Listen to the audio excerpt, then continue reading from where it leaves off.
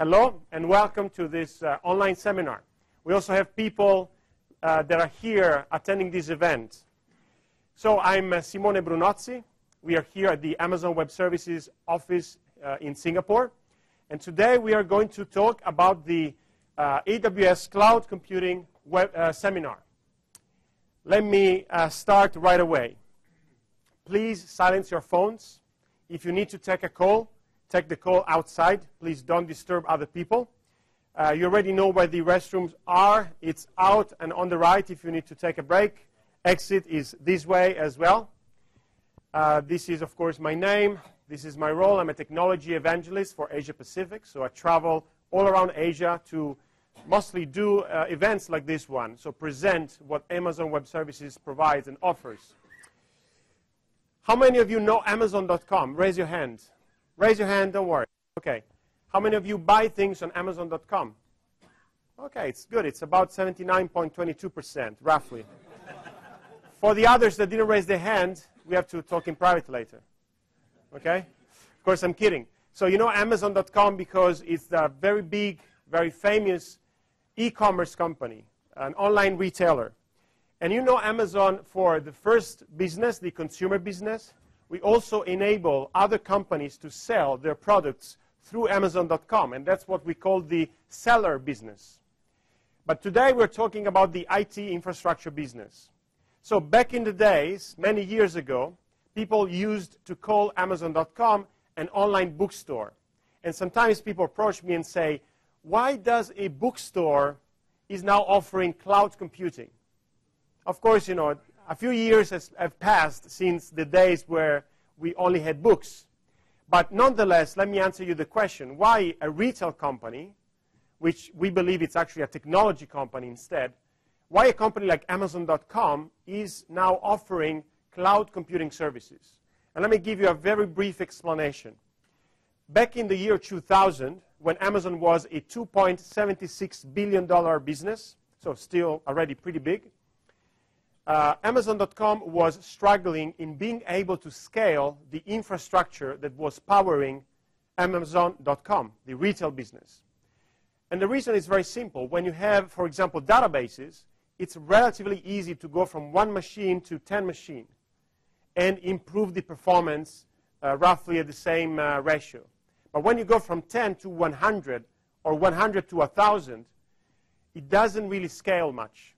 So you hit a wall. There is a point where you can't really scale your infrastructure.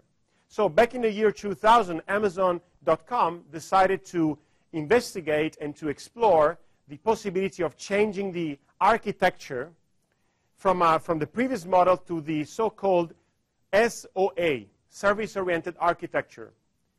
The definition of SOA is quite simple. You have many small pieces. You call them web services. Imagine that this room could be web services, and people are web services. And every one of you, each one of you, has a specific task.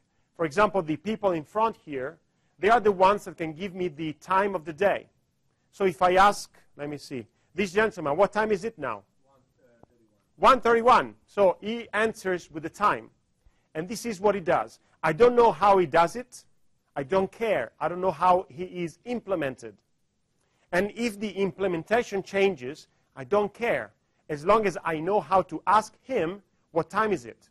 And maybe those gentlemen there, they provide storage. So if I need to store things, I can just send them my files, and they will keep them for me. I don't care how they implement this, as long as they store my files, etc., etc., etc. So we have many different services. When you go to Amazon.com, you are actually using, even if you don't know about it, you are using hundreds of web services. And this is also very important because when you have many small services, it's easy to scale only the service that you need. If you need to scale the storage, there's no need to get more people that give you the time. You only scale the storage part. So it's easy to get bigger more efficiently and to adapt more dynamically to what your needs are. So back in 2000, Amazon.com started doing this. And after a few years, we became so good at doing this that we decided to make it a new business. And that's when we decided to invest in what later became Amazon Web Services. And as you know, we launched the first service, Amazon S3, in March 2006. So this is the reason why a company that is focused on online retail now is also doing cloud computing. This is what we're going to do today. We're going to touch a few things. First, a brief introduction of what cloud computing is. And then I will give you more details of Amazon Web Services. I will share some success stories, customers that are successfully using us. I will share some unique elements of the AWS platform. And then, of course, since a lot of talking can become boring after a while, I will show you a demo, like a real demo, how to do things on AWS. And just to end this talk, I will debunk some cloud computing myths. Okay, are you ready for this? Yes? Okay, very good. So we start with cloud computing. We believe that cloud computing is essentially those 5 features or characteristics. Let's go through them one by one. When we say elastic capacity, we mean that you should be able to scale your capacity, for example, adding servers or storage, very quickly, in just minutes.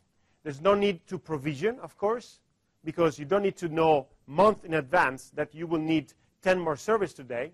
And then, of course, you can optimize the resources that you want and that you need based on your capacity needs. And, of course, you can also easily manage unexpected peaks. Let me give you an example for this. I will show you some diagrams now, some usage patterns. Those are the common usage patterns for IT capacity in most industries. You have capacity on the y-axis, you have time on the x-axis. The blue line is your IT needs, how much capacity you need, okay? And the gray line is how you can provide that capacity in a traditional way, buying servers, owning your own hardware, or having co-location facilities. So if you look at the most common use cases, you have on and off usage patterns when you need some capacity here and there, and maybe you don't need it in between. You have fast growth, for example, when you have a startup that is rapidly growing, or maybe when you have a new project within a big enterprise that is, of course, growing very fast. You have unpredictable peaks, and because it's unpredictable, sometimes your needs might exceed your capacity. And then you also have predictable peaks. For example, if you have a popular website, it might be that every day at 8 a.m., many people visit your website to check what's new, okay? There are 2 problems associated with those usage patterns. The first one is that you waste a lot of capacity, the white area that I draw there. That capacity is available for you, but you don't need it. So it's a waste of capacity, a waste of money. The second problem is that, oops, one too many clicks. The second problem is that in this case, where you don't have enough capacity to serve your needs, there is a very poor experience, a very poor service for your customers. And of course, you want to avoid both problems. Let me show you how this works in the cloud. And the red line is the capacity that you can get on a cloud computing platform. And if you look at the usage patterns that we were using before, the capacity can easily adapt to your needs, so you don't waste much capacity. And you can also adapt to situations where you have an unexpected peak of capacity needs. So essentially, you fix both problems. The second feature of a true cloud computing platform is to be able to quickly and easily deploy your software and applications. This means that IT infrastructure is no longer a barrier for your service to go to markets. You can also test many different solutions, even at the same time. For example, if you have a website and you don't know if you like the black background and white text, or white background and blue text, or maybe orange background and brown text, you can test all those things at the same time with different audiences and see which one is best in terms of how people react or how people engage with the content on your website. And of course, the development cycles for your ideas, your services, gets shorter, because anytime you have a new need, you don't need to wait for the capacity to be ready. You can just spin it up like this in minutes. There is no capital investment. There's no need to invest a large sum of money, for example, when you will need to buy capacity or hardware, but instead you just pay as long as you use the services. You pay as you go. You don't have termination fees. You don't have commitments. It's essentially very easy to start using us, and also very easy to go away if you don't like us. And as I was saying before, you pay as you go, and you pay only for what you use, very much like electricity or any utility service. This means that, for example, for the servers, you can pay them by the hour. And this is what we call on-demand instances. There are also other ways to pay for the instances, for the virtual servers, that can allow you to save money. But for now, just stick to this. On demand, you pay by the hour, for the CPU hour. And you pay for the storage per gigabyte per month. And you pay for bandwidth, for data transfer, per gigabyte. So it's a very simple model. You also pay, there are also a few other things. For example, when you use elastic load balancing, which is a service that allows you to spread the traffic across multiple machines, you pay a few cents per hour for that service. But those are the main costs that you will face when you use Amazon Web Services. And all of them are pay as you go, pay only for what you use. Last but not least, we invest a lot in automation. And we also believe that it's smart to reuse as much as possible. So we build all those services. For example, earlier I was telling you about the latest announcement, the simple workflow service. It's a component that you don't need to rebuild from scratch. You need it, you can just use it. This means that if you can automate most of your IT activity, you don't need to spend or waste time on repetitive tasks. That's what we call the 70-30 rule.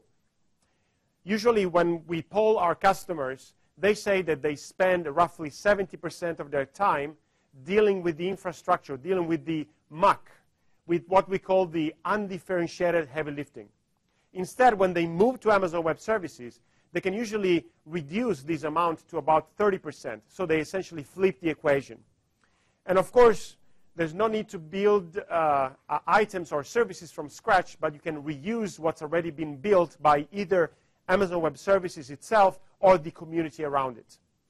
So those are the 5 key elements of a true cloud computing platform. And now the business people here in the audience would say, okay, fine, that's technical details, but what are the benefits for us? There are a few benefits, a few business benefits, very important ones. First, lower costs, both in terms of investment and running costs. You can focus more time on your business, so you don't have to waste time in dealing with the infrastructure or other things. The time to market for your ideas is faster. You can get there much faster. And of course, there's also a lot of capital efficiency. You don't need to invest upfront. Just use it, pay as you go, and pay only for what you use. And of course, there are many other business benefits, but those are the main ones that we should focus on for now. So this was cloud computing. Now let's talk in specifics about Amazon Web Services. We define AWS, or Amazon Web Services, as a very reliable and scalable, low-cost infrastructure. And every service offers an API or an interface to interact with that service. Just to give you an idea of why APIs are so important. Today, if you have APIs for every service, it means that you can automate as much as you want, you can script things as much as you want, and you can have multiple parts of your architecture talk together or interact with the Amazon Web Services platform through the APIs in a very simple, very elegant way. That means that you waste much less time in, for example, updating procedures or softwares, and you can focus more time on your business. And of course, you can use the components that you need. You're not forced to use the entire platform. If you just need virtual servers and storage, you're not forced to use databases on the cloud or to use messaging or to use other services. just use what you want as long as you want it. This is, of course, a map of the world, and there are two types of boxes here. The blue ones are what we call the AWS regions. The red one is actually a special region. It's called GovCloud, and this is dedicated to US government agencies. So if you are a US government agency, you can actually get access to a special region where there are some extra procedures and elements that you might need. For example, only US citizens can access that region, and this is required by the procedures and certifications that US government agencies have and need. But for most of you, I think that you should focus only on the blue boxes there. And there are 7 blue boxes, or 7 normal regions in the world. Every one of those regions has at least 2 availability zones. Availability zones, you can think of them as physically isolated data centers that, of course, are very well connected with the other availability zones in the same region. So why should we share this with you? Why we want the customer to know about this specific feature of the AWS platform? It's very important because nowadays when you build whatever in the cloud, you host your website, you build your CRM or your enterprise application. Of course, it's not enough to have one machine running in one availability zone if you want high availability, if you want your service to be up and running all the time, because best practices suggest that you should have redundancy of elements, redundancy of servers or storage, to make sure that whenever there is a single failure, maybe one single machine or one single disk, your application or your service is not interrupted, is not affected. And we expose those details to you. We tell you, you can run machines in Zone A in Singapore and in Zone B in Singapore and synchronize them together. By doing this, you obtain high availability for your applications. So even if there is a temporary failure in one of the availability zones, your application is not affected because you have other machines or extra storage available in the other availability zone. And this is what we suggest customers to do when they really care about high availability. And this is usually the case when you have systems in production. And of course, you want to make sure that your customers never experience a site that is not available or something else. We also have edge locations, 26 at the moment. Edge locations are places where we provide 2 services. One is called Cloudfront, and one is called Route 53. The first one is a content delivery service. It allows you to send your content, pictures, videos, PDFs, or files, all around the world, automatically serving your customers from the closest edge location. And Route 53 is a DNS service. If you're not a technical person, just to give you an idea, when you type www.amazon.com, you are asking a DNS server, please tell me where the server for Amazon.com is located. And the DNS service will respond with an IP address. That's a DNS service. Route 53 is a DNS service that we provide and that you can easily integrate with other services on AWS. So this very, let's say, detailed and fine-grained map of the global AWS infrastructure tells you that whatever you want to do and whatever region or geography you want to target for your customers, even if it's the entire world, we have regions, data centers, availability zones, we have edge locations, and you can, of course, serve your customers by leveraging on this huge infrastructure, this global infrastructure. If you want to get started, it's very easy. You create an account, you sign up for AWS, you subscribe to the services that you want to use. For example, Amazon EC2 for virtual servers, Amazon S3 for the storage, etc. And then you can start using them. And of course, one of the easiest ways is to start with the management console. This is an online web interface that you can easily use to log in and then decide, I want to launch EC2, I want to launch S3, etc. And if you look at the details here, Those two are two of the most common services that people start using when they sign up for the first time. When they come to us, most customers, they usually try to use EC2 and Amazon S3, virtual servers and storage. But let me tell you that there is much more beyond this. And I want to give you an idea of the completeness of the AWS cloud. So let's imagine that you are the person on the right, and you want to access Amazon Web Services, the AWS cloud. There are many ways to open the door and get into the AWS cloud. You can use the command line interface. You can use the web console that you just saw before. You can use APIs directly, or you can program your software and use the software development kit to make sure that your own software is interacting with Amazon Web Services. Any of those ways allow you to access the cloud and to manage elements of the cloud. And from this point, you can get access to cross-service features. And those are many acronyms, and I'm sure that most of you are not even familiar with a small percentage of them. But this is just to give you an idea. For example, CloudWatch provides you with metrics, monitoring for your servers or your storage. Simple Workflow is the one that I mentioned earlier.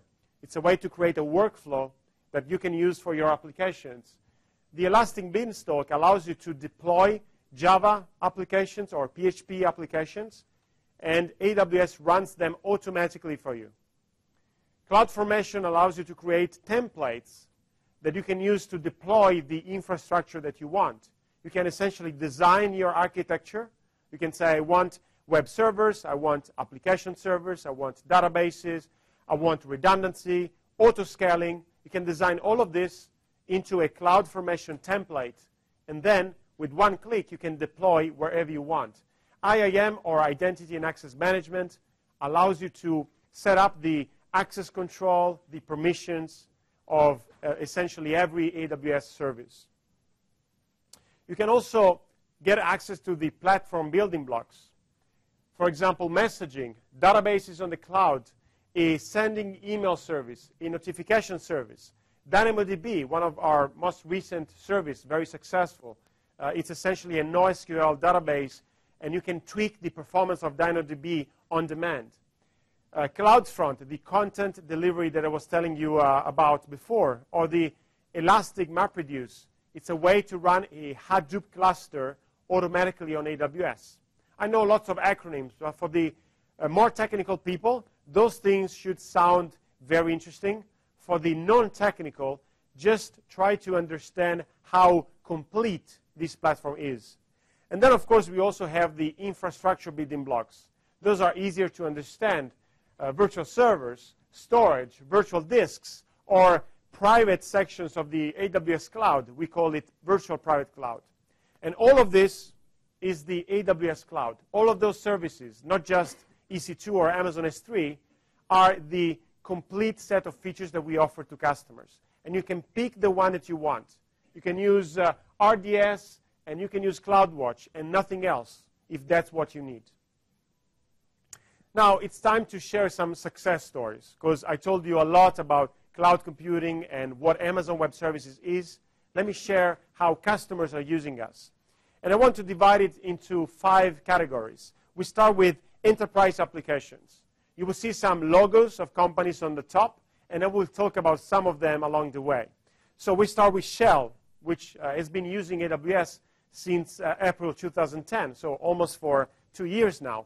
They use a hybrid environment, which means they use Amazon Web Services together with physical infrastructure that they already own. Their dev and test environments are ready within the Amazon Virtual Private Cloud. It means that anytime they want to test a new service or a new software, they create a virtual section of the Amazon Web Services Cloud, Virtual Private Cloud, and they run their dev and test inside that section. And their foundation platforms, those are essentially services that Shell offers to any team within Shell worldwide, are ready for AWS, which means that every team decides if they want to run that new service or that new software on AWS or on premises based on if they have the capacity, or if AWS is more effective, cost-effective, or more flexible, etc. Samsung, of course, it's a very famous company here in Asia and worldwide. They have several services on AWS. Recently, we published a case study in which they described how the smart TV hub site, essentially whenever you buy a Samsung TV, most of them offer you a service on the TV itself that it's essentially a way to manage this application and get content or other things. That service runs on AWS.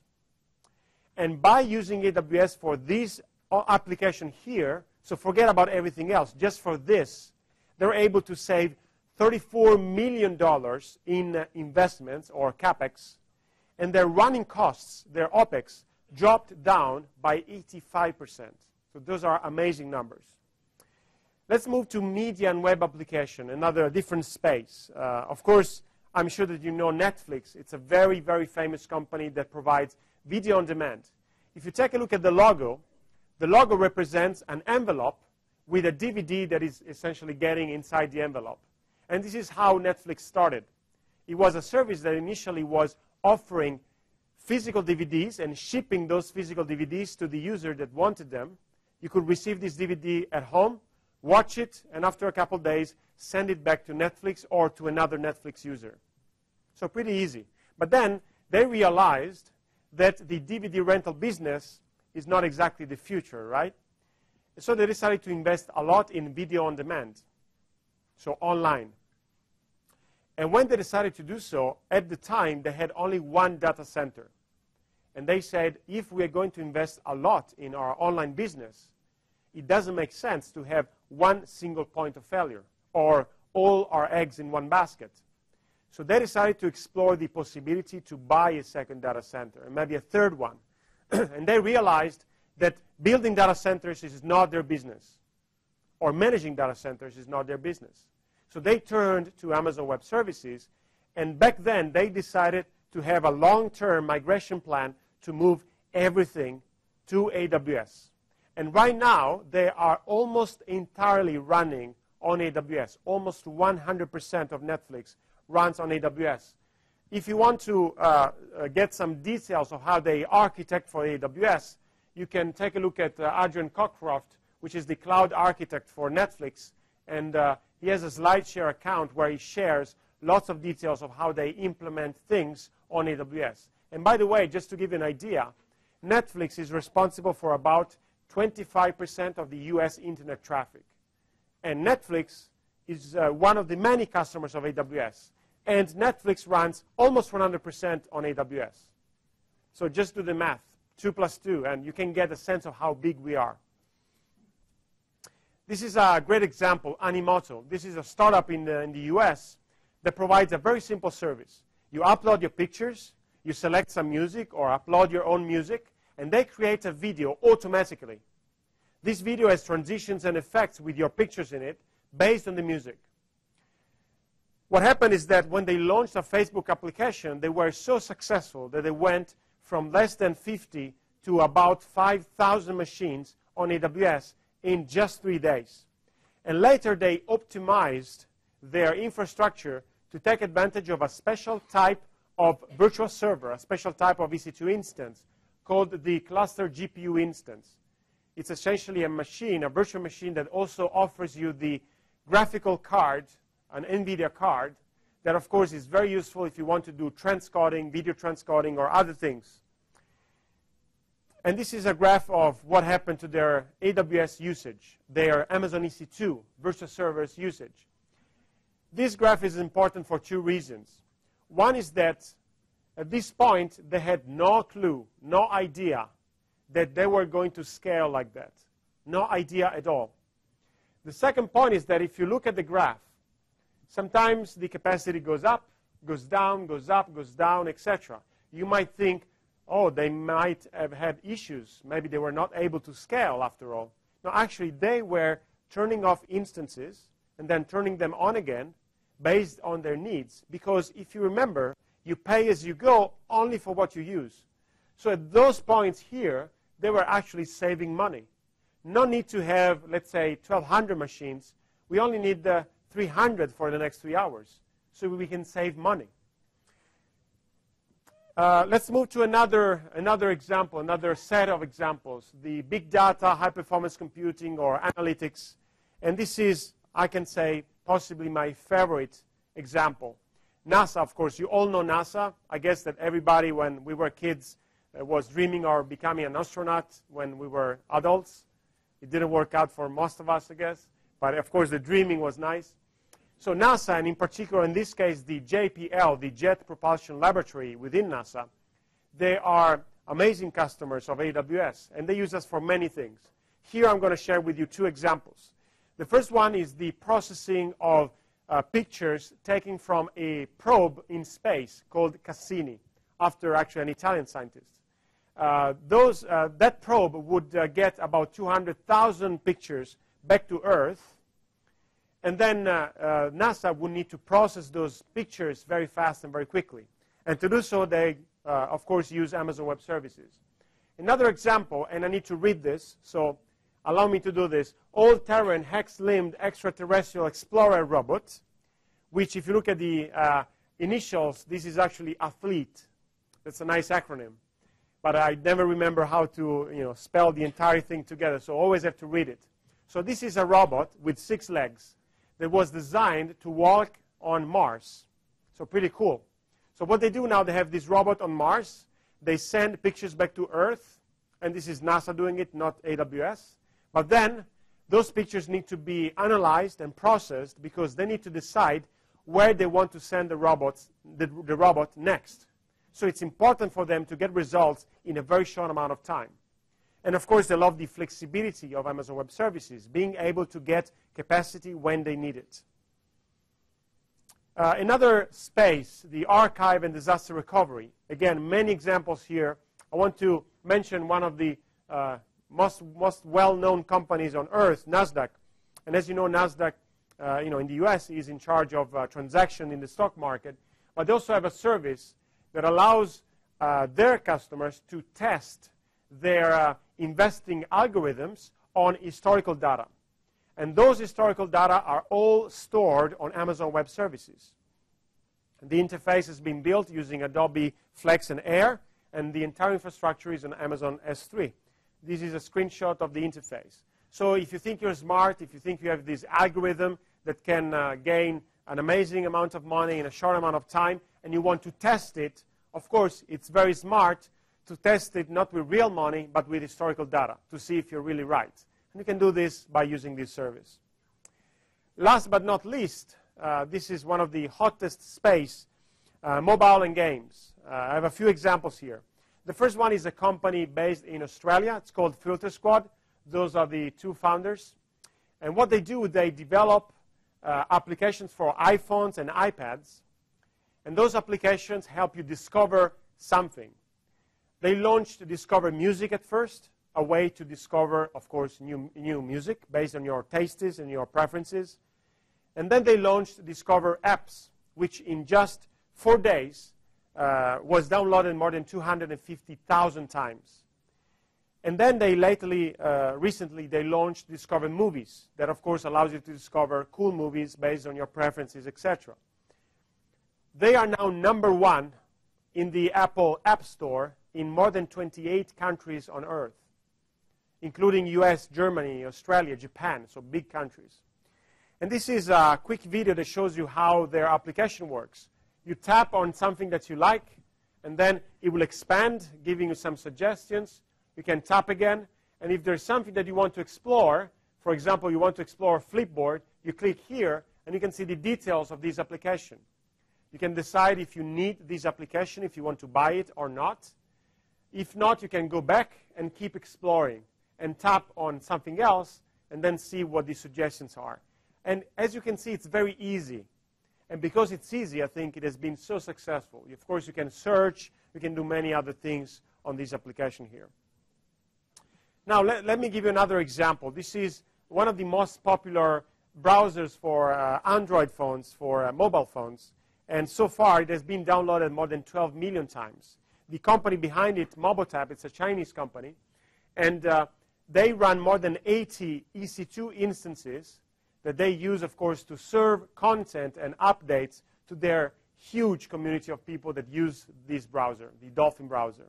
And of course, they can focus on their business plan, on their execution, rather than on managing the infrastructure. This is a gaming company, one of the many that run on AWS, including Zynga, Playfish, etc. This one is based in Beijing, and they are among the top 7 Facebook developers, so companies that create successful games on Facebook. They have 3 million daily active users. It's a lot of people. And if you listen to their chief operating officer, Cheng Chi, he says that when they needed to move from 1 million to 3 million daily active users in just 3 months, they were able to spin out more than 300 servers. And this is the part that I love the most, only managed by one engineer. So an entire fleet of machines for a massive, huge game developer company, just one engineer to manage all of this. So it's enough about case studies. Now, let me tell you what is really unique about Amazon Web Services. And here I have 2 possibilities. One is that I can give you a sales pitch and tell you how nice we are, how beautiful we are. The other one is to give you facts. And actually, I'm going to give you facts, give you elements that you can use to decide if we are worth a shot. The first one is the flexibility of our platform, being able to decide to use any operating system, any software platform, SAP, IBM, any database, Oracle, MySQL, Microsoft SQL Server, etc. All of those platforms, all of those softwares, all of those databases, all of those operating systems are available on AWS. So there's no need for you to change what you already know. Whatever you're using now, being Oracle and Windows, being MySQL and Linux, being IBM DB2 and OpenSolaris, you can run it on AWS.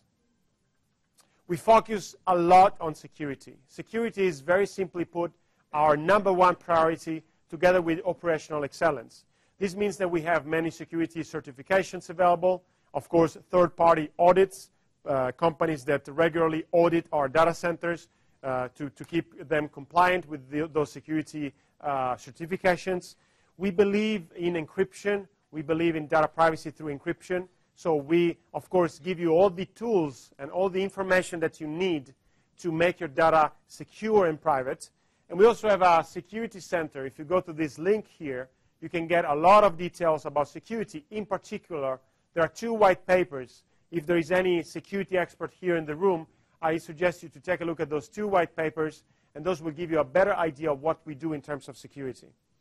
Support, of course, is also very important. We have free support through forums and emails, and as well as paid support of different levels based on how fast you want to respond, if you want to be on the phone, etc., etc.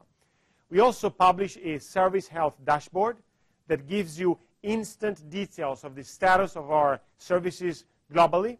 And we also give you the health status of individual components. For example, if you launch an EC2 instance, we immediately check the health status, both of the underlying hardware as well as the instance itself. And we do the same for disk volumes, etc., etc.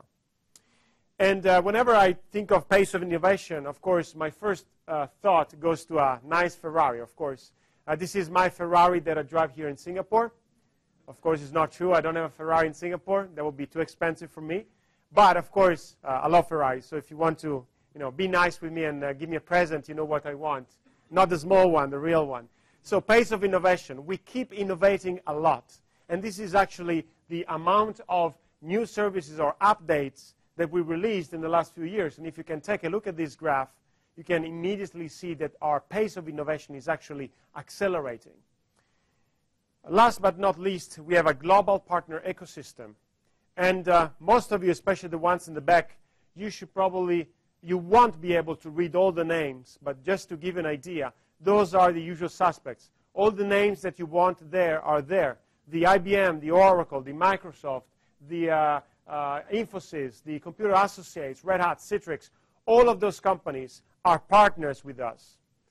And the reason is that we give them a platform that they can use to sell their software, their services, their consultancy to their customers in a better way. This is why we have such a thriving, such a complete global partner ecosystem. We also provide training. And of course, if you need to either do things on AWS or sell your consultancy services on AWS, this is, of course, a good thing to have. And now I think that after all of this talking, it's time to take a look at a demo, okay? So a bit of warning before we start. I decided to use an example for you. This is an example where we want to launch a CRM in the cloud, a customer relationship management. And we are going to use the following services: virtual servers, Amazon EC2. We're also going to use Cloudfront, and I will tell you about Amazon S3 as well. And finally, we talk about RDS, the Relational Database Service. RDS is a database instance in which you can have MySQL or Oracle databases that is automatically managed by Amazon Web Services. You still have the option to run databases by yourself, but if you don't need to manage those databases, you can easily switch to Amazon RDS. And this is what we're going to do during the demo. So for the people in the back, of course, the screen is not huge, and you might not be able to see everything. But don't despair, because we are going to publish this presentation, including the demo, in a few days' time. So even if you don't see all the details, just relax, try to follow what happens, and try to understand the concepts, not the minutiae of what we're doing now, okay? So the first step, we want to launch an Amazon EC2 instance. And in this case, we're going to use a disk image or Amazon AMI that already contains a CRM, Sugar CRM in this case. And then, since we plan to use it for our website, we also want to attach an elastic IP or a public IP to this machine. So later on, if we have our www.simonebrunozzi.com website, we can point that website to this machine by using this elastic IP. So this is the management console. Here we want to launch Amazon EC2. We click here, and then we go to the EC2 dashboard. You can see that there are many regions where you can, which you can use to launch your servers. In this case, we launch it in Singapore. We use the classic wizard to go through the process. We can pick any basic machine image, or we can look for community AMIs or disk images. In this case, we search for Sugar CRM. We find many of them. We pick maybe the first one. We can decide how big our machine should be: small, medium, large, extra large, etc. Different amount of memory or computing power. Then we continue. There are a few other parameters that we can set up if we want, like extended monitoring or other things. We can give it a name. We can call it MyCRM, for example. And then we have to do two more things. We have to create a key pair, or a way to access our machine afterwards. And we also have to select a security group, a firewall for inbound traffic. In this case, I'm using an existing security group. If everything is fine, I can launch this machine. And of course, the process can be even simpler if you don't want to look at those details. Then you can take a look at your instances page, and you can see that the machine is now pending in yellow state. It's booting up. If you wait a few more seconds, the machine will become green. And green, of course, means that the machine is now running. Once it's running, you can take this address here and access the machine. However, this is not an easy address to remember. So what we want to do now is to attach an elastic IP to this machine. So we go here, and we take one of the elastic IPs that we have, and we associate that IP with the machine that we just launched, the MyCRM machine. After this, in a few seconds, we can use that IP address to access this machine.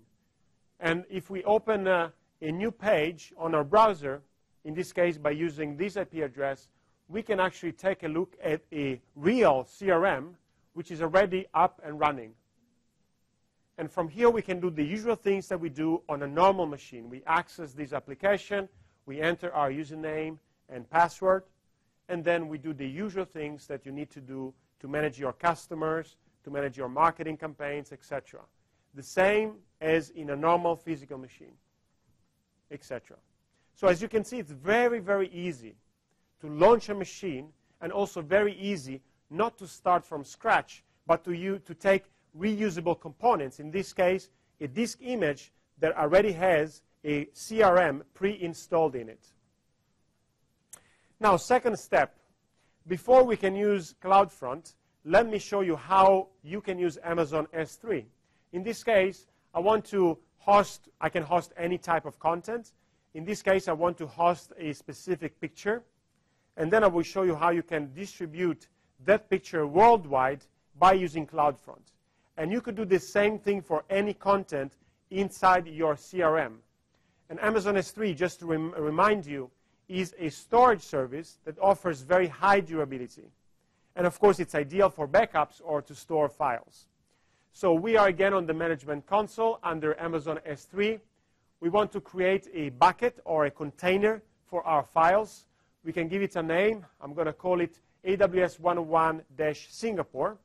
And I'm going to create it in Singapore. Once I create this bucket, of course, the bucket initially it's empty. I can upload some files, in this case only one, a picture. So I can click on Add Files.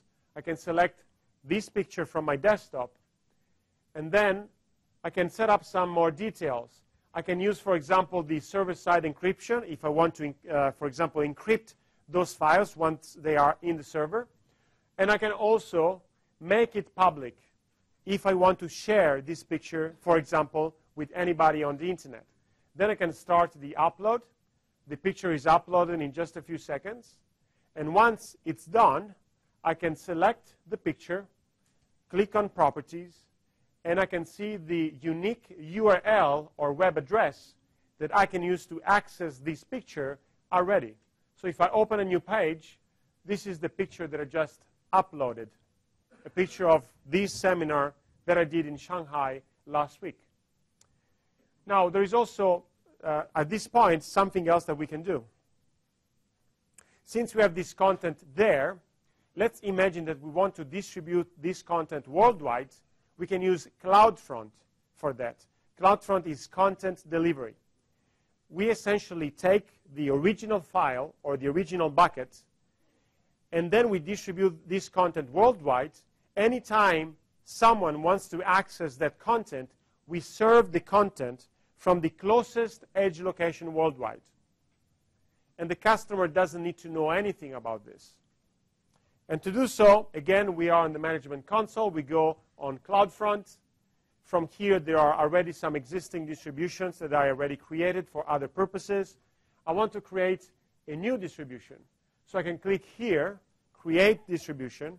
And when I do this, I can select first the delivery method.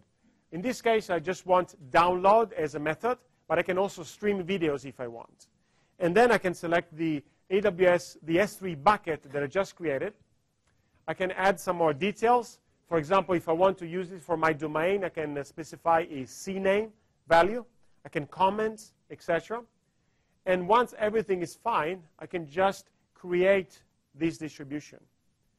So the distribution is created. It's not yet deployed. So if you take a look at this distribution now, the status is in progress.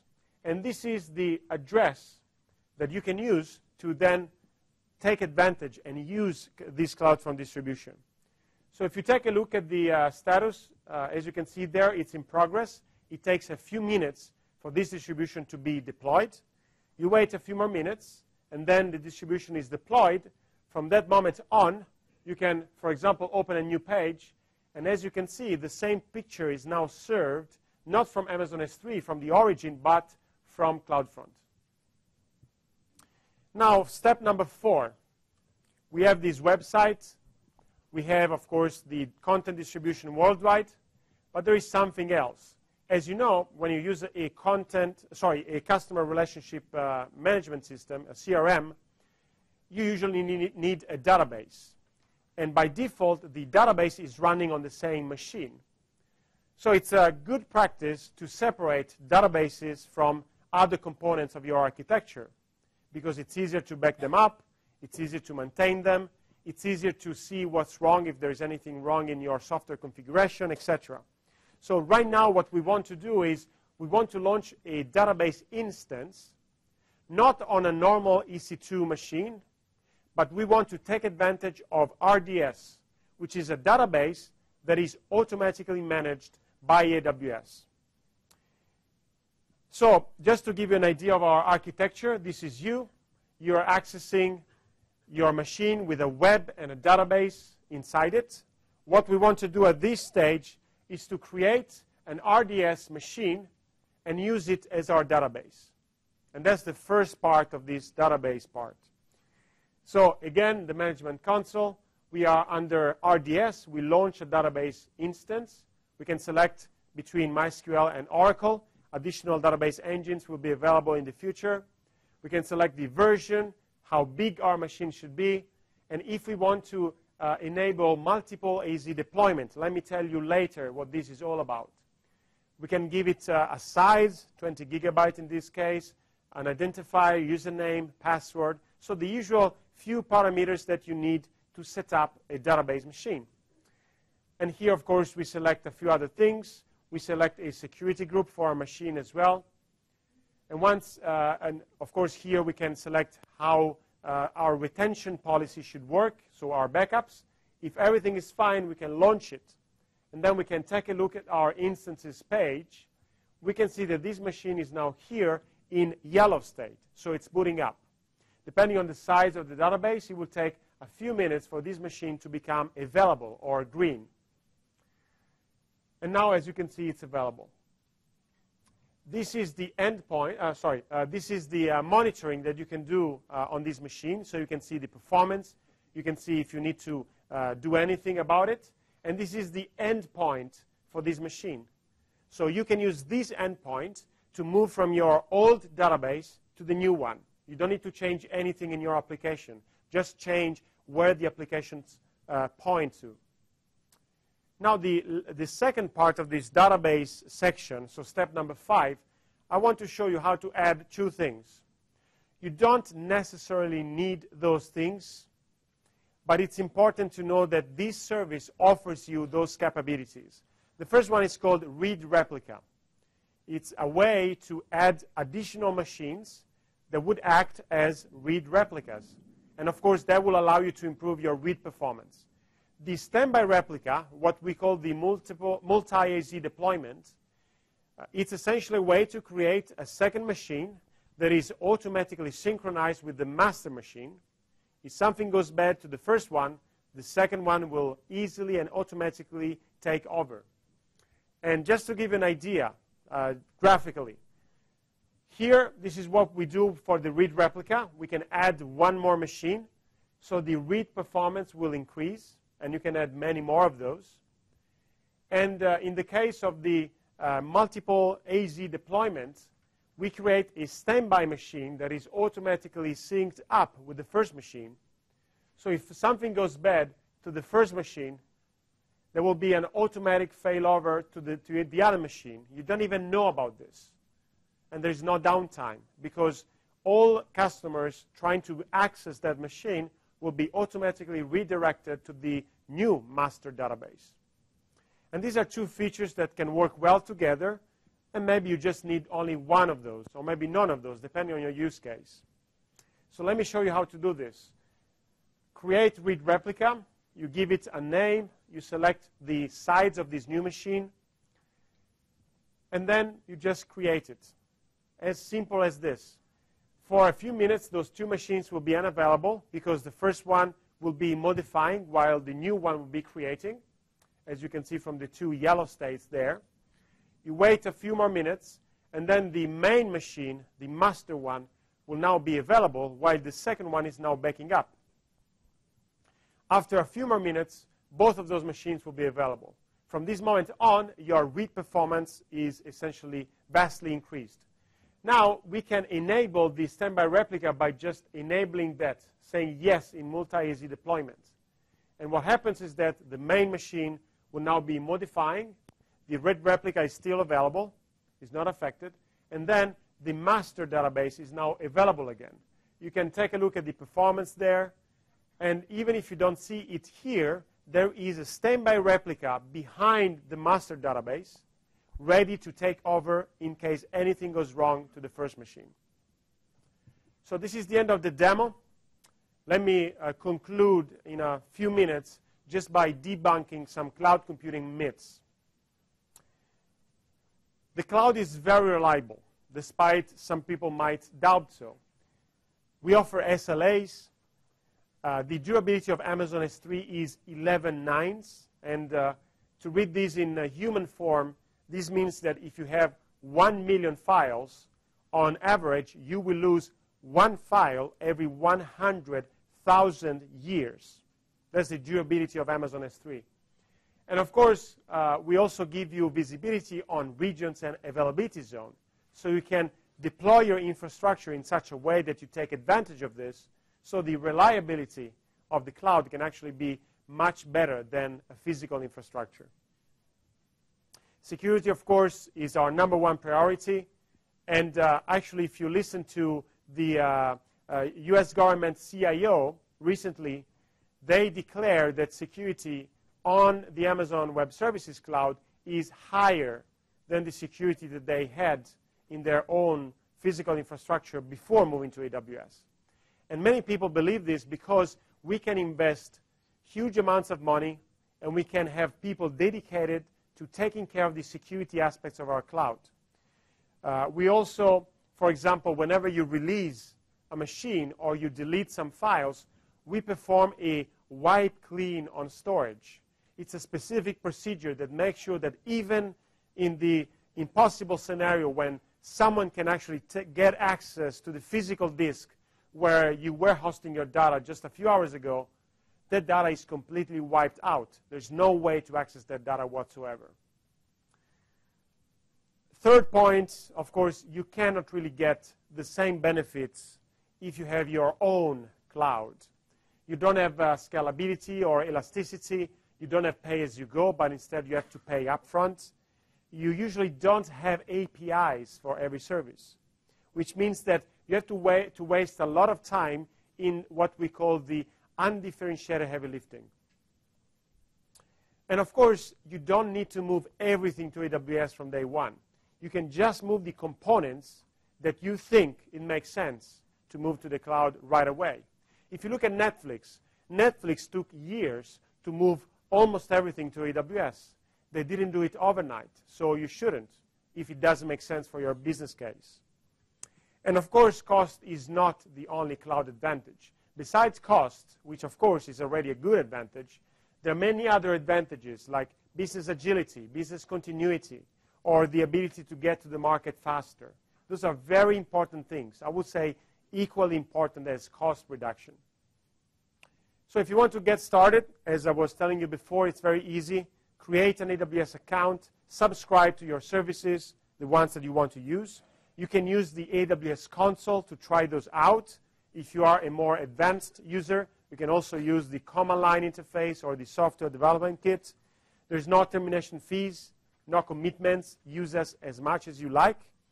And of course, you might be eligible for the free tier. When you create a new account for 1 year, there are a few things that you can use for free. And by the way, because you're here today, you have two options. One is to fill the feedback form that you have on your seat. It's a paper form. And if you do so, you will receive $25 in US credits. $25 US in AWS credits. But if you scan this QR code, or the one that you have on your paper, you can actually get $50 US credits, which is, of course, much better. And of course, this is the link in case you're not able to get access to this QR code. This is the same link that you can use to fill an online feedback form. If you need internet access, you can use the AWS public Wi-Fi in this room. This is the password, Feb Events 2012, all lowercase. So if you need access, just use this one. And you have the access here as well if you need it. So this is the end of this presentation. This is my name and contact details, simone@amazon.com or Simon on Twitter. I want to thank you very much for your attention. And now we have about, let me see, 15 minutes for Q&A. Thank you very much. Let's start with this gentleman here. Thanks. The applause was for him, of course, right? I'm the CEO of Tiger Spike, and we did the Economist on iPad and some other big apps, and we got a lot of traffic, and our service struggled under the effort. So we have plans to put everything on Amazon AWS. One of the big sort of questions that I have is, are you finding that it's difficult to find cloud engineers? Do you get guys and train them up, or is there a nice sort of pool of guys you're looking now in Singapore at the moment? So Okay. Okay, good. There are two things that you can do. Well, first, I think that today is a good day. You all saw him, you all applauded him. So if you are a cloud engineer and looking for a job, you can actually get in touch with him today. Anyway, there are two things that you can do. One is that you can have your own people that you already employ to be trained for AWS. And you can use training. You can get in touch with us and see how you can do it.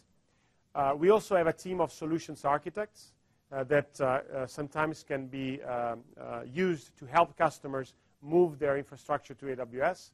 The best way for anyone like you is to get in touch with one of our sales representatives. I believe that John is in the room, or Kingsley there in the back corner, Kingsley Wood. You can get in touch with him if you want and tell him what you want to do. Or email me as well. It's easy, and then we can put you in touch with our sales representatives. And then if there is a need for technical help, you can, of course, ask them to get a solutions architect, help you, for example, migrate. And we also have support, but support is intended when you need to fix things that don't work either on your AWS deployment or something that maybe is not right, or maybe an instance that is not responding, etc. So don't use support as a consultancy service. That is a different type of service. Any other question? Yes? Just now in your example, you were trying to do, you're getting a lot of components. Yes. And each of the components costs differently, because if you do EC2, you have database with the data now. Yes. The Sugar CRM. But you are going to another set of component. So if you do EC2 plus RDS? Then you could have done it with just EC2, isn't it? Yes, okay. So let me explain. Oh, you want the mic? Okay, I will repeat the question, then the next one we'll get the mic. So the question was, in the example, at the beginning we had the web server and MySQL on the same machine, and of course you were paying only for one machine. Then if you launch an RDS machine, you're now paying for the EC2 machine and the RDS machine. So it's your decision. If you think that one machine is good enough for your use case, and you are okay to risk that one single machine can eventually fail, it's fine. Just stick to one machine. If you need to scale, if you need to architect properly, in that case, of course, you will pay more because you also pay for RDS in addition to your EC2 costs. So the answer is very simple. Depending on what you need to do or how much you can afford to be, for example, offline, or how important it is for you to have automated backups and automated management of your database, RDS might be a better answer for you. So the next question, we will use the mic. One person here. Thank you, Kingsley. Hello? Hello, can you hear me? No, I can't hear you. Is it on? It's on, but okay, I'll just try to speak up. Okay. Just keep it. I think it's for the online audience as well. Keep it there. In case I will repeat the question, don't worry. Okay. First of all, do the U.S. government have access to my files? Just kidding. Anyway, can I ask two questions? Yes. Okay. First question is, how reliable the community components that you've chosen, the one for CIM, for example, Sugar CIM, for example? Okay. Can I trust them? So the question is, how reliable are the community components that you use? For example, the Sugar CRM that you saw in the example. Of course, as Amazon Web Services, we have control of the official components, for example, the official Linux AMIs or Windows AMIs, etc. And then for the community components, we usually partner with companies such as Red Hat, Microsoft, etc., to make sure that their disk images are secure, are safe, etc. We don't guarantee that because, for example, if you take a look at Red Hat takes care of the security of the disk images that they release. There is a strong communication between AWS and Red Hat in that case because we, of course, want you to use material or disk images that is very reliable and secure. But, of course, when it's third-party software, it's not Amazon that is responding for that, but it's the company that provides that software. And the second question is? Okay, thanks for the first answer. And the second question is, how do you... Hello? Okay. How do you measure the performance of the Cloudfront? Like, for example, if I download file like using traditional from whatever server you have and via the Cloudfront, like what is the increase in performance? So let me summarize the question. If you use Cloudfront, what is the increase in performance? It's actually very significant because not only Cloudfront is using the closest edge location to the user that is accessing your file, but also Cloudfront edge locations are specifically designed to deliver files as fast as possible. So we don't do comparisons with other providers or other companies, but if you look online, there are many comparisons, and we are usually in the top tier when it goes to performance for content delivery networks. So Cloudfront improves performance significantly for file delivery or video streaming. Any other question? There is one there, Kingsley. Yeah. Yes, Hello. Just would like to check about the how is the Cloud 53 and the Cloud 53? Route 53 and the Cloudfront because both of them are kind of like often being used like a CDN, content delivery networks kind of thing. So how are they working together? I mean, and what aspect that you use the actually Route 53 and other Okay, I think it's easier if I just explain what Route 53 provides. So essentially, when you have a domain, a web domain, for example, www.simonebrunozzi.com, you also manage the name servers for that domain, or the DNS servers. It means that whenever someone types that name on a browser, of course, there is a DNS that takes the query and responds 1.2.3.4 is the IP address that you should go to. And if you use Amazon Web Services and you want to use a domain and a website that is hosted on AWS, it makes a lot of sense for us to provide a DNS service because you can integrate everything in the same stack. And it also allows you to improve the performance or the query times, the response time of DNS queries for your domain. So essentially, you reduce the time needed for a customer to reach your web page, and at the same time, you also easily integrate the DNS management together with your other AWS services. So that's why Route 53 is a very nice add to the existing Amazon Web Services platform. Any other question? One there? Okay. You'll be next. Yeah, this is on the content delivery that you are talking I can't hear you. You have to speak very loud. Yeah, is it better? Okay, yeah. Speak louder, otherwise Yeah, I don't hear you. So this is on the content delivery that you are talking about, the mirrored servers and content being delivered based on the geographical location. What kind of security measures do you implement, and do we have the flexibility to choose which geographical location, or like force the geographical location in terms of a security precaution that we want to implement? Essentially, the question is, when you use Cloudfront, what type of security features do we offer? We offer many of them. For example, Cloudfront allows you to deliver content publicly. to encrypt that content, so go through HTTPS, allows you to have private content, so limited only to a specific audience, maybe in a specific time window from specific IP addresses, etc. So in essence, you can fine-grainedly tune the security of any file that you stream or you deliver through Cloudfront. And for the details, I suggest you to go to the main product page for Cloudfront, where you can see all those details on how those aspects work. So essentially, the answer is we offer a lot of features for security in Cloudfront. There was another question here. Simone, I just want to ask, how is Amazon officially partnering to work with Eucalyptus? Actually, I believe that there has been an announcement by Eucalyptus recently.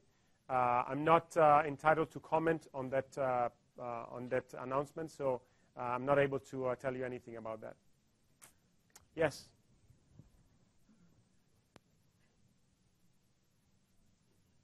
Yeah, a customer wants to have the backups at his local site from the Amazon. So do you allow that from the VPN connections?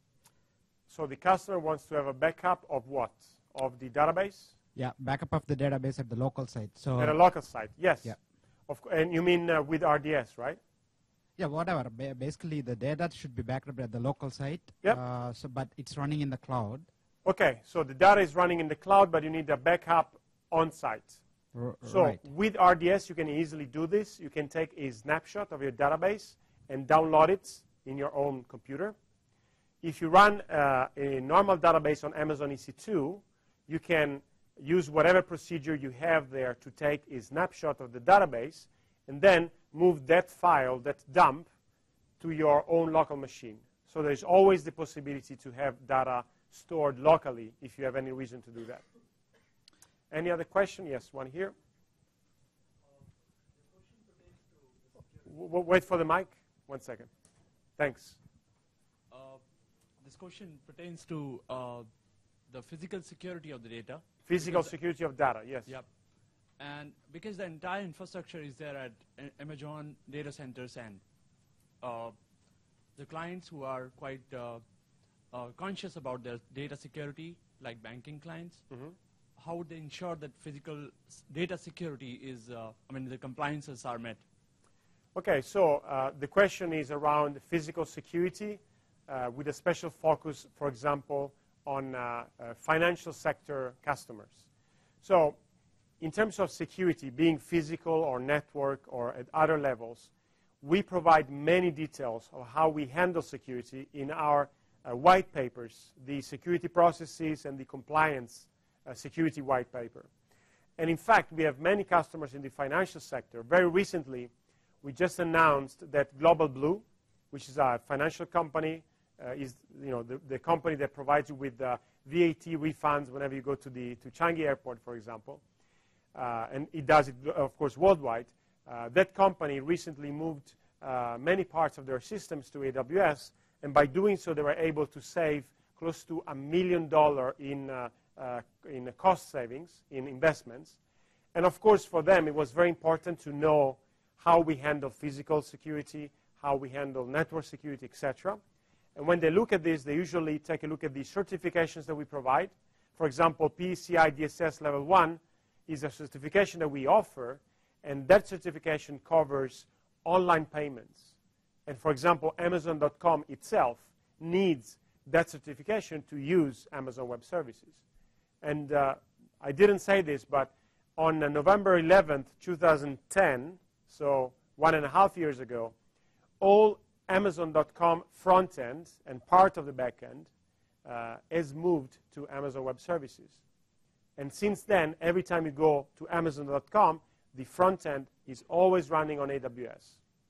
So it's important to know that not just small startups or small companies, but even big companies that do immense amounts of money transactions, such as Amazon.com itself, they use Amazon Web Services. So I think that what is maybe missing from your point is just knowledge about the details of how we do things. And we're happy to talk with you later if you want to know more. You can talk to Kingsley, to myself, to John in the back. That's the person I was referring to before, John Fitzpatrick, there in the back.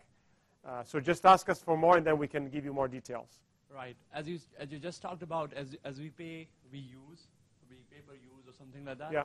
What is the bandwidth that you use to host to publish your applications over the cloud? What is the bandwidth? What does it mean? The data bandwidth.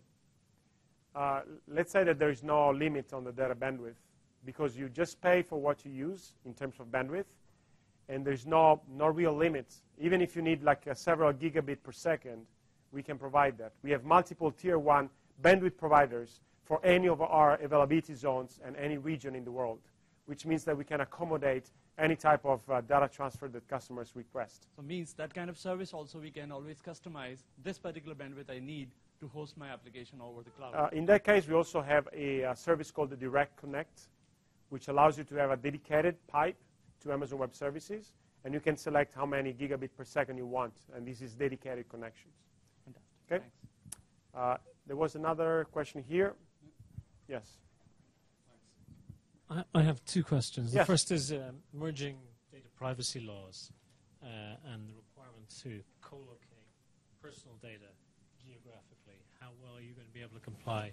So on laws, I'm not a lawyer, so I'm not able to answer you properly. So my suggestion will be... no, this is a technical question. How well can you guarantee the geographical location Oh, of the how data? well? Okay, that I can answer. So the question is how well we can guarantee the geographical location of data that a customer uploads to Amazon Web Services. We can actually guarantee the precise location of data at country level. For example, when you store files on Amazon S3 and you select the region, for example, you say Singapore, data will remain in Singapore no matter what. It's not moved to any other region, any other country. If you launch an Amazon EC2 machine in Singapore, that machine runs in Singapore. It doesn't go anywhere else. And the same applies to any other region in the world. So whenever you say, you actually have to specify where you want your data to be stored. And once you do so, the data remains there no matter what. The customer has full control of that data. And for example, when you say delete that data, we delete that forever and for good. There's no way for you to say 2 hours later, hey, I did a mistake. Just give me the backup of my data. No, you said delete, and we obey to whatever you say. So you have full control of the location and full control of your data. And the second question? The second question is a comment on the two failures in the last 2 years. Okay. Last year. So you asked me to have a comment. Okay. So as you might know, sometimes part of our infrastructure might have issues. For example, last year in April, we had an issue in one of our availability zones in US East, so in the US. What we say related to those issues is that first, of course, we're never happy when those things happen, and we will never be satisfied until our service will be indistinguishable from perfect. Say that we take actions. In that particular case, we took action. We identified the cause of that problem. And of course, we took action to fix the problem. We also published a very detailed post-mortem related to that issue. So if you want to see the details of what happened, technically speaking, you can also read that post-mortem. And at the same time, we also released a page related to architecture. It's aws.amazon.com/architecture. If you go there, you can find white papers, presentations, just suggestions on how to properly architect for the cloud. And the thing is that the individual components can fail, but if you architect properly, for example, by taking advantage of multiple availability zones, your overall architecture doesn't fail, even if the individual component fails at that specific moment in time. So our suggestion is always to design your architecture properly, but of course, it doesn't mean that we don't take responsibility whenever there is an issue that happens. And of course, we do our best to minimize, when those things happen, to minimize the effect on customers, as well as to avoid the same problem in the future. Yes, one question in the back. Hi, I'm actually with Luke, the Tiger Spike guy, but I don't expect the applause that he got. Okay, I can't hear you. Oh, you can't hear me? Can you? No. Yes, let's do it. Okay, I'll just talk loud. When you do the image processing. So from the Cassini Pro, for example, do you actually do any processing of that image, or do you just pass it directly? So, for example, when I upload a picture to Facebook, it shrinks it, compresses it destructively, and it looks horrible. Do you do any of that stuff, or do you just pass it exactly as Cassini would give it to you? It's not us. It's NASA that uses EC2, S3, and a few other services to then receive images and process them the way that they want. So we don't offer a service that processes images. We offer the raw building blocks, and then NASA builds on top of them something that processes images the way that they want. So you just pass exactly what you're given. You don't do any kind of... No, we don't. Okay. We don't. One question here. Just say the question. I will repeat it. I come from SAP consulting company. So we plan to migrate our own SAP landscape as well as our existing and future customers' landscape to Amazon. We are looking at Amazon as an option. Okay. So you mentioned that SAP is one of your software application support. Yes. So do you provide any SAP-specific web services or specific features which we can consume as it is? Okay, so the question is around SAP. And the answer is, with SAP, we have a global partnership. It means that all SAP products and services are available on AWS and certified on AWS, which means that if you are an SAP consultant, there are many, for example, all of those services, you can decide if you want to run them on AWS when you, for example, offer consultancy to your customers. You can decide to run it on premises or to move them to AWS, depending on your preferences. And SAP provides training on how to use AWS with SAP. We just help them, deliver this training. If you want to know more, just ask one of our salespeople. Just ask John in the back. He can put you in touch with the people that manage the SAP relationship. Okay. I think we have time for one last question before we end. One last question here. Hi. Hi. We do a digital firm.